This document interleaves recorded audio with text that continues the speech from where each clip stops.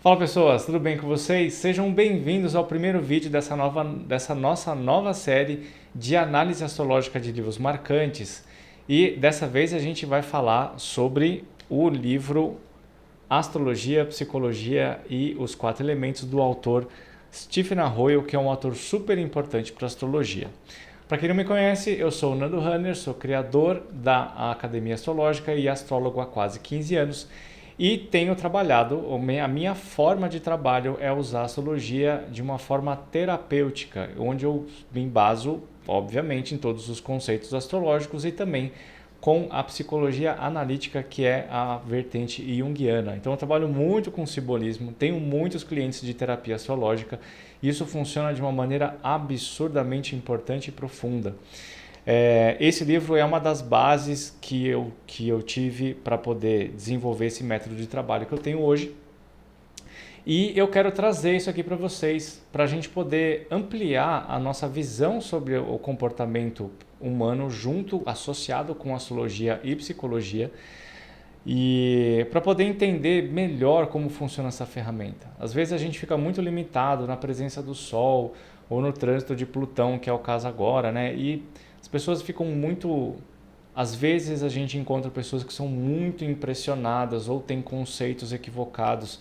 A astrologia é um negócio que é super complexo.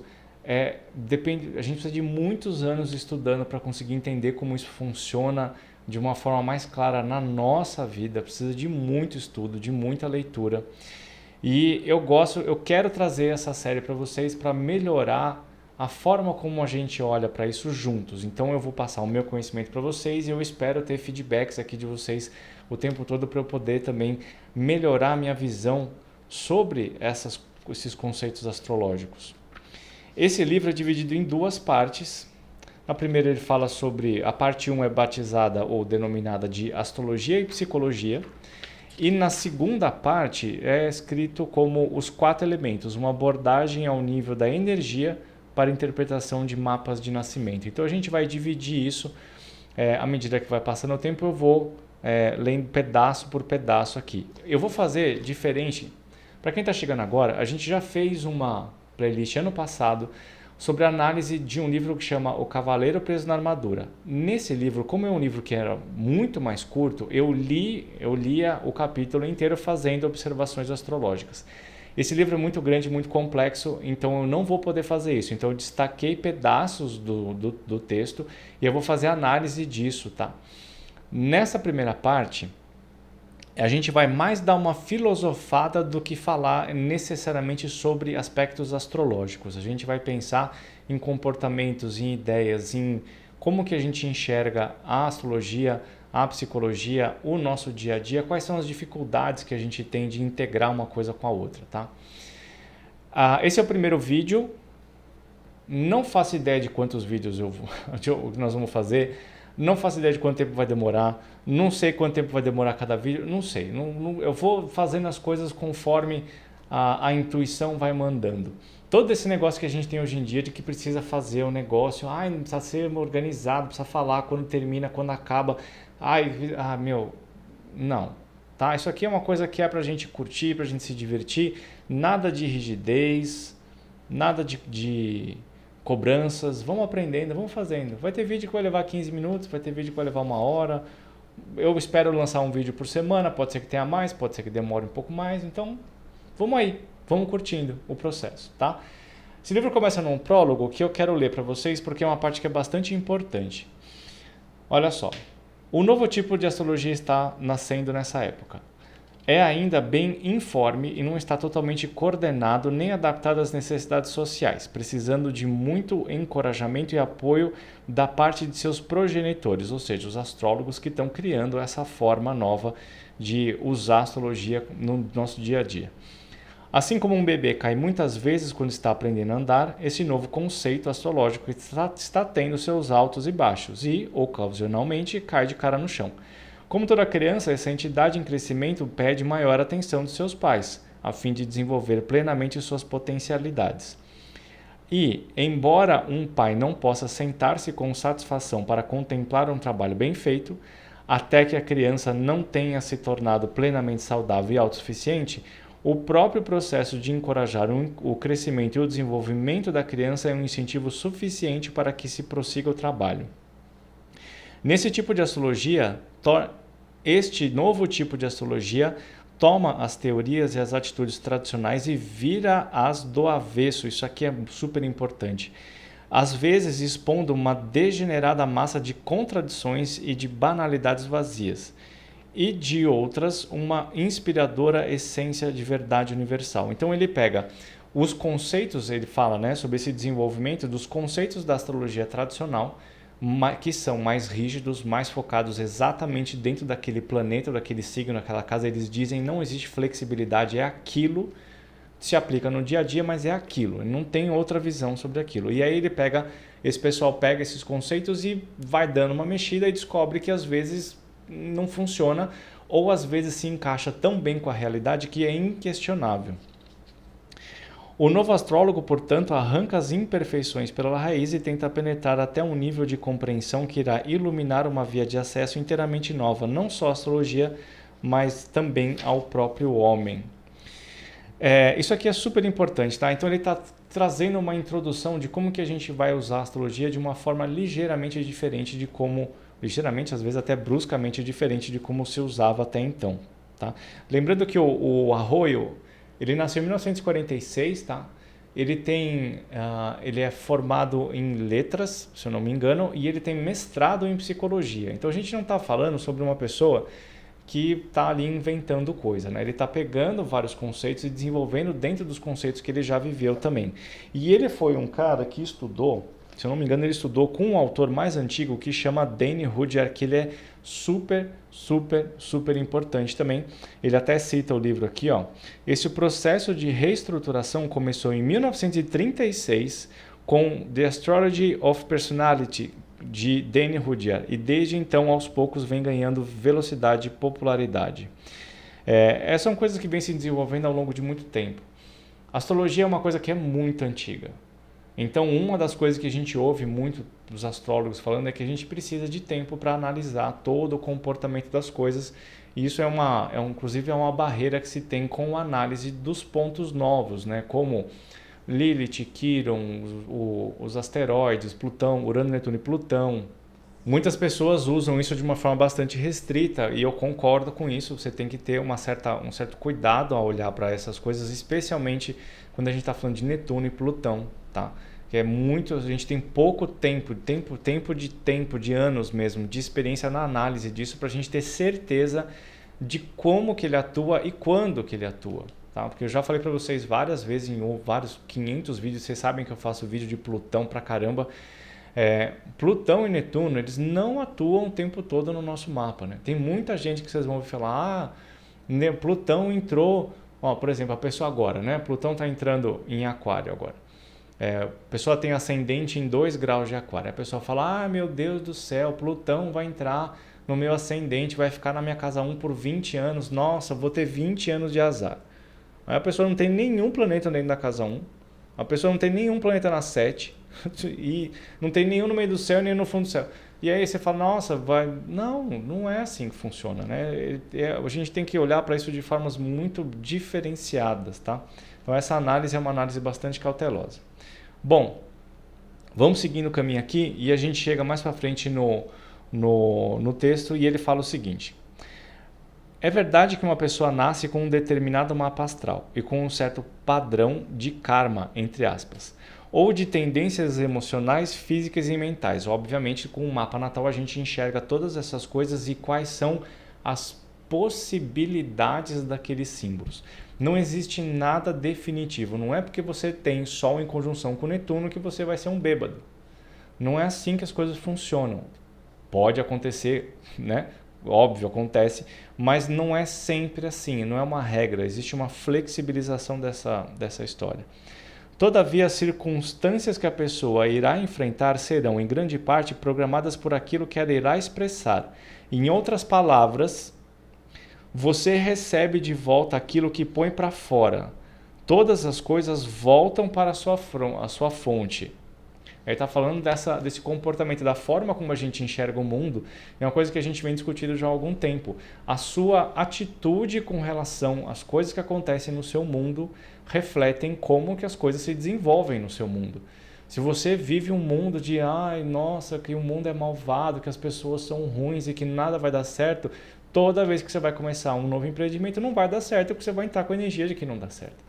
Então a gente tem que fazer um trabalho bastante intenso de autoconhecimento e perceber por que você tem essa energia de derrotismo e ao passo a passo isso vai sendo transformado. Não existe milagre e muitas vezes não é um caminho simples. É um caminho que tem que ser feito terapeuticamente, com alguém ajudando você e principalmente com a sua vontade de querer ser diferente. Esse negócio de falar, meu Deus do céu, o meu mapa é horrível. Cara, seu mapa não é horrível. Não tem mapa horrível, não tem mapa maravilhoso. Quer dizer, depende, né? Se você acha que seu mapa é maravilhoso, ele vai atuar de uma forma maravilhosa, porque o mapa é seu, não é você que é do mapa. Então, na hora que você aprende a usar o seu mapa de forma positiva, ele se torna uma fonte de prosperidade inesgotável, literalmente inesgotável, tá? Se alguém expressa impaciência ou orgulho, por exemplo, essa pessoa automaticamente fará surgir reações semelhantes nos outros. Sabe aquele negócio que incomoda nos outros é o que tem na gente? É exatamente isso que ele está falando. É inútil culpar o nosso mapa natal pelos infortúnios que criamos. A ênfase no uso moderno e construtivo da astrologia deverá estar no trabalho em conjunto com a energia natal, na modificação ou transmutação da afinação dessa energia, para que suas expressões mais positivas possam ser manifestadas. Ah, Nando, você está falando isso, está querendo dourar a pílula. Não, porque tem coisas que são horríveis, tem mapas que são... Tem tudo isso, mas isso tem em todos os mapas, até nas pessoas mais bem-sucedidas ou nas que são mais felizes e que são, sei lá, que elas podem ter coisas que você acha que são realmente importantes. Elas têm o mapa delas e elas têm problemas dentro dos mapas. Por que ele tem que ser diferente de você? Todo mundo consegue. É que é óbvio que a gente tem que adaptar aos nossos objetivos com a nossa realidade, com o que a gente está disposto a fazer e a se sacrificar. Mas um Saturno infernizando a vida, um Plutão mal colocado, um Netuno atrapalhando, um Marte retrógrado, não é um sinal de fracasso, tá? Isso só vai demandar mais energia, mais esforço para você conseguir tirar aquele negócio do lugar ruim e colocar no bom. É possível, tá? Eu tenho Saturno em Leão de casa 12 em quadratura com meu Sol. Era para eu ser um deprimido. Eu tenho Lua em conjunção com Plutão, cara. Eu tenho dificuldade de... Não, mentira. Eu tenho Lua em Escorpião. Eu tinha que ter uma dificuldade gigantesca de lidar com perdas. Eu tenho, mas eu não fujo disso. Eu tento entender aquela história. E eu não estou falando só pela minha experiência de vida. Várias pessoas, vários clientes meus me surpreendem com as posições do mapa que existem. Então, não é uma questão de ingenuidade ou de dourar a pílula, como eu já ouvi por aí. É uma questão de atitude. A dificuldade existe. Como que você lida com ela? Né? Porque sentar e esperar a coisa ruim passar não resolve nada. Bom, mais para frente ele fala o seguinte: parece-me que o maior obstáculo no aprendizado de um estudante de astrologia ou na capacidade de um profissional de usar a astrologia de maneira prática útil é a falta de sintetização dos métodos apresentados nos livros astrológicos. Hoje em dia podem ser encontrados muitos manuais para principiantes, mas raramente encontramos num livro impresso a explicação de como penetrar no significado essencial dos fatores astrológicos. É o que eu vivo falando para vocês. Mapa por escrito não é mapa. Mapa por escrito é conceito astrológico, é um livro para principiantes. Você contratar um mapa astral e pagar R$ 27,90, porque a pessoa está falando que você não precisa pagar caro para ter o seu mapa. É verdade, você não precisa pagar caro para ter os conceitos do seu mapa, mas para entender como o seu mapa funciona, precisa de alguém fazendo análise para você. É como se você estivesse olhando para aqueles hieróglifos do Egito lá, né? Todos os caras assim. Você vai olhar para aquilo, você pode olhar e ver o que significa cada uma das coisas, mas e o contexto daquela história? Como que você traduz aquilo? Não, você precisa ter alguém experiente. E você não vai pagar uma leitura de mapa R$ 27,90. Não vai. Não adianta. Uma pessoa boa que sabe o que está fazendo, cobra e às vezes pode cobrar bem caro. Como eu já vi. É óbvio que você cobrar R$ 1.500 para fazer um mapa, eu acho que é um pouco demais. Mas mesmo assim, R$ 27,00 não é mapa. Então, essa é uma coisa que a gente precisa prestar bastante atenção para não tomar cuidado com achar que a gente já manja de astrologia com um texto astrológico, porque não é assim que funciona. É muito mais complexo que isso, tá? Contudo, é bom prevenir os leitores para não se identificarem apenas com o elemento do signo solar. Claro, né? Se a gente está estudando astrologia, você tem um mapa que é composto por Sol, Lua, Ascendente, os 12 signos, os aspectos, os planetas, né?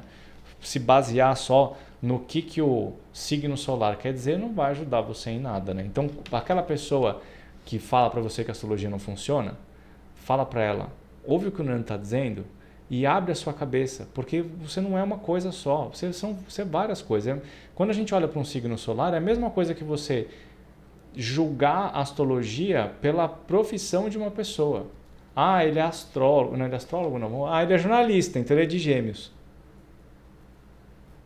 Não. E o resto da pessoa? E a família, o esporte, o sono, a saúde, não está num signo só, né? Então a gente não tem que se comparar por isso. Beleza? Vamos continuar aqui.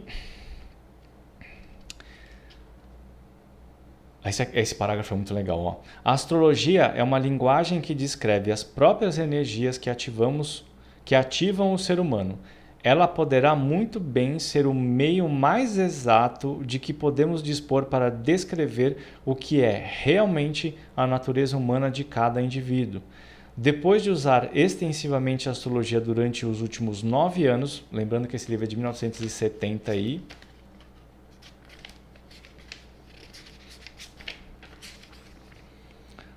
não, mentira, 1984. Esse livro é de 1984 com a segunda edição em 2013, tá? Então, ele tem alguns adendos que são mais próximos, mas ele é um tanto quanto... É uma ideia que já tem um bom caminho aí, né, de desenvolvimento. Onde que eu parei? Depois de usar extensivamente a astrologia durante os últimos 9 anos, certamente é isso que ela me parece ser. E durante os últimos anos passados da minha clínica, lembrando que ele tem mestrado em psicologia, né? Pouco a pouco deixei que todas as outras teorias fossem ficando à margem. Ou seja, ele vai usando a astrologia como sendo a ferramenta principal e o resto fica, né, ao redor ali para dar suporte ou até ser abandonado, né? Não resta dúvida para mim que a astrologia é o meio mais exato e abrangente de compreender a personalidade, o comportamento e a mudança do desenvolvimento do ser humano. A astrologia ela realmente tem uma visão absolutamente global. Ela não compartimentaliza o comportamento humano e fala, não, isso aqui não. A gente vai olhar só para isso. Não, uma coisa que você quer ser quando eu crescer, as pessoas às vezes me procuram e falam, não, eu quero saber minha carreira. E aí eu vou perguntar das emoções dela. A pessoa fala, mas o que minha carreira tem tudo a ver, né? O mapa inteiro pode direcionar a energia dele para a conquista de um lugar. Então você tem que analisar o contexto inteiro das coisas, né? Muitas vezes me perguntam por que a astrologia tem presenciado tal renovação de popularidade nos últimos anos. Penso que parte da resposta está no fato de que a cultura ocidental já não tem qualquer mitologia viável para sustentá-la. Em qualquer cultura, um mito sempre atua como uma força vitalizante porque mostra o relacionamento do homem com uma realidade maior, mais universal. As pessoas sempre tiveram necessidade de um modelo para servir de guia à própria vida. Isso é super, super importante. A sua vida coletiva e para dar significado à sua experiência individual. Nesse sentido, aí a gente entra numa parte que eu sempre falo para vocês também, a astrologia contém toda uma estrutura mitológica.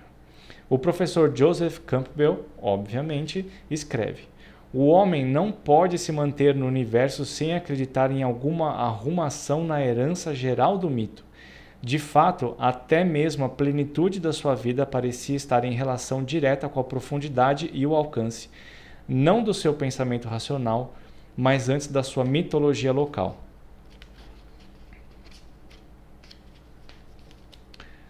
Campbell declara que o mito tem 3 funções essenciais: provocar um sentimento de temor respeitoso, originar uma cosmologia e iniciar o indivíduo nas realidades da própria psique.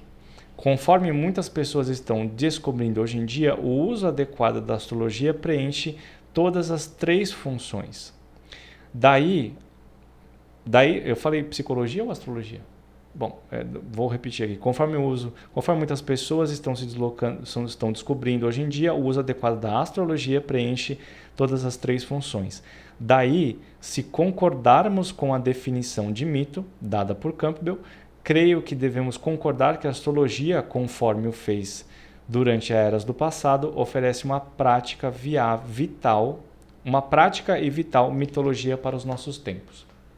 Cara, esse último pedaço ele é tão importante, mas ele é tão importante porque a gente vive, eu pelo menos, né, e muitos dos meus colegas, não só astrólogos, né, mas também o pessoal da espiritualidade, a gente vive constantemente num estado de preconceito, principalmente com as pessoas que são mais voltadas para a ciência e para o pragmatismo.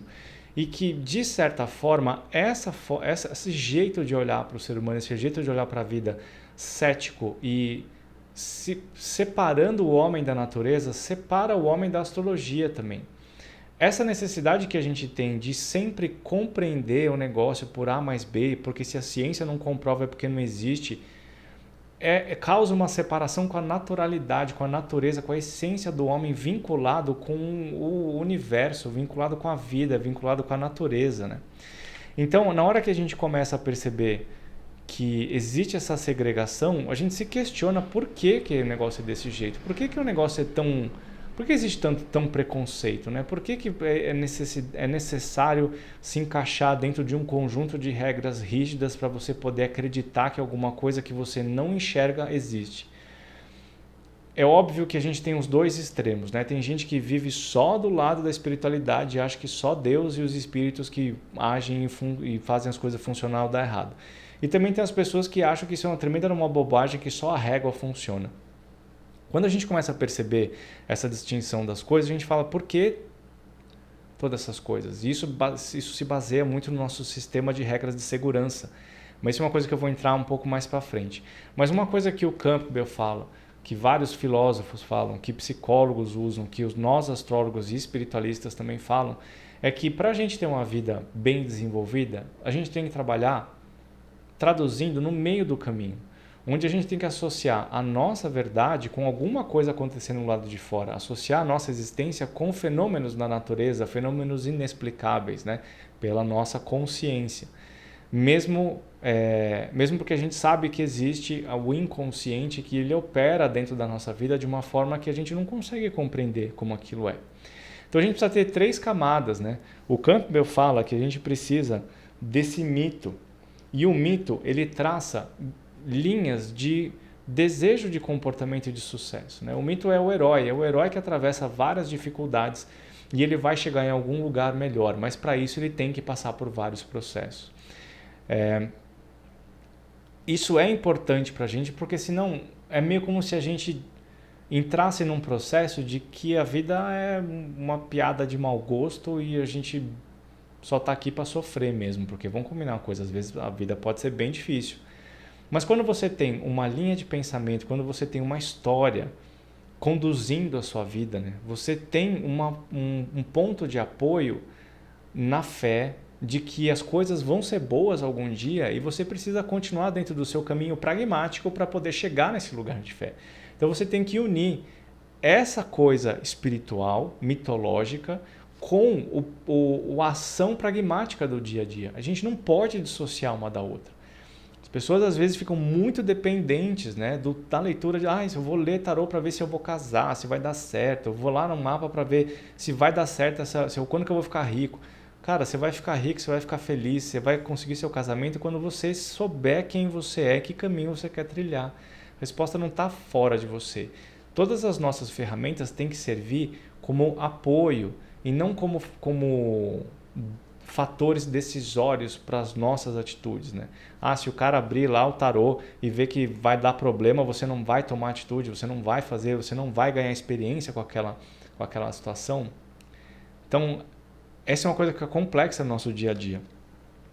E essa questão que a gente vê aqui da separação do homem com a natureza, né?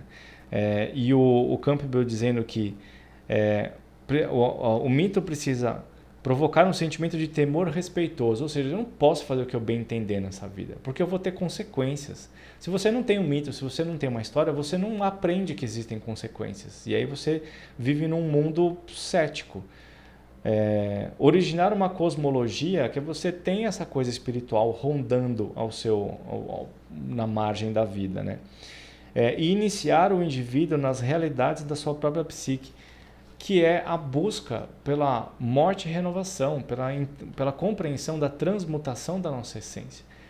Quando a gente passa pelos desafios, ou quando a gente encontra os grandes sucessos, a gente abre uma forma de enxergar sobre nós de uma maneira bastante profunda e às vezes até sem precedentes. E quando a gente olha para um mapa astral, você consegue entender qual que é o tipo de mitologia que você está seguindo. Quais são os monstros que você vai enfrentar ao longo da sua vida, e aí a gente consegue, com os trânsitos, com as técnicas de previsão, a gente consegue saber quando você vai enfrentar esses monstros.